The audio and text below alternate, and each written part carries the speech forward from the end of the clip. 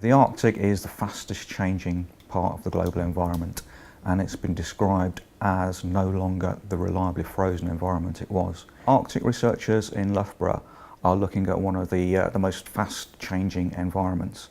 That's the environment we call the proglacial environment that's left as ice sheets and glaciers retreat under warming conditions. Most of the world's lakes are actually in the northern latitudes, and you can think of lakes as a really hot spot for biogeochemical processing. So it's really important to know how lakes will respond to changes in nutrient inputs in the future. So what we do is we take sediment records from the lake, and these sediment records, they build up in layers, and if you date them, you can use these as an archive to look back in time.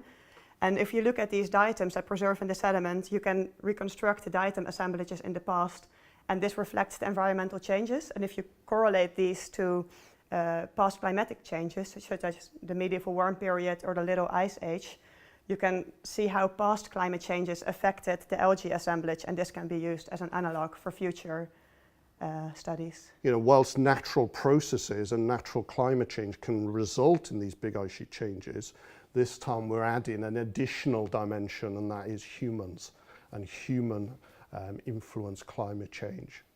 The value of this work is that in achieving the best understanding of the environment, we're able to give, as a national community of researchers, the best advice to policymakers, to governments, and when they're in negotiations such as the Paris Accord, they can then make the best decisions for the future of the planet, for the future of the populations for whom they're responsible.